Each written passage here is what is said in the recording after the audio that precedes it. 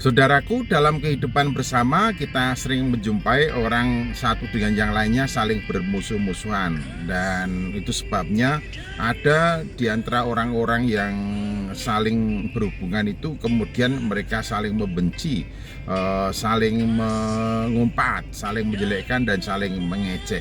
Dan tidak sedikit orang merasa ia tinggal dan diam di antara orang-orang yang memusuhinya atau orang-orang yang suka mendiskreditkan atau menindas atau menganiayanya. Dan di antara kenyataan-kenyataan itu kita juga seringkali mendengarkan praktek kehidupan yang menerapkan kasihilah sesama manusia dan bencilah musuhmu.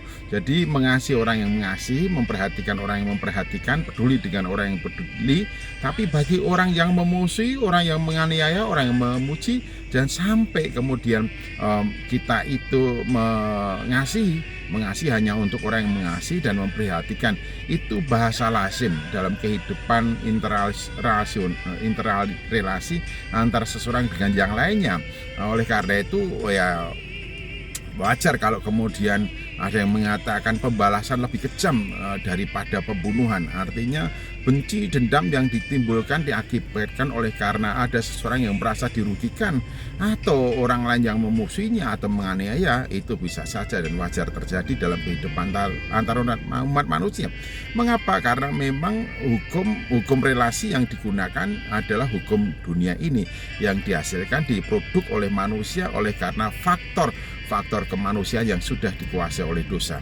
Namun Tuhan Yesus Kristus memberikan kepada kita perintah yang baru, yaitu hendaklah engkau mengasihi sama seperti Yesus telah mengasihi kamu.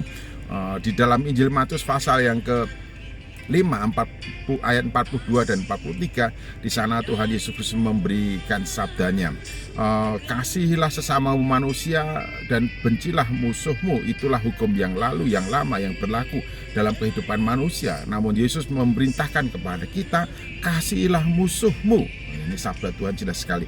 Kasihilah musuhmu dan berdoalah berkat untuk orang-orang yang menganiaya engkau. Jadi bagi kita yang mengikuti Yesus Kristus sekarang bukan lagi saatnya, waktunya bagi kita untuk memusuhi orang yang memusuhi, untuk membenci orang yang menganiaya, untuk membenci orang yang merugikan. Tetapi saat ini adalah bagi kita saatnya untuk mengasihi siapapun, bahkan berdoa untuk orang-orang yang menganiaya. Itu adalah hukum yang semestinya mengatur hidup kita dalam hubungan kita dengan orang lain. Dimanapun, kapanpun kita tidak boleh provokasi, mengembang tumbuhkan permusuhan, tetapi kita harus menghentikan permusuhan itu. Bagaimana caranya? Tetap mengasihi walaupun dibenci, selalu mengasihi walaupun dibenci, bahkan berdoa berkat untuk orang-orang yang menganiaya.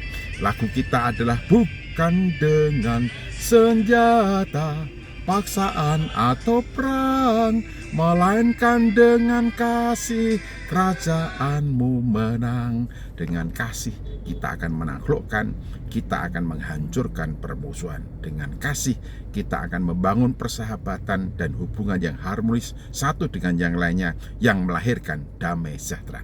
Tuhan Yesus Kristus memberkati. Selamat mengasihi siapapun, termasuk orang yang memusuhimu. Haleluya. Amin.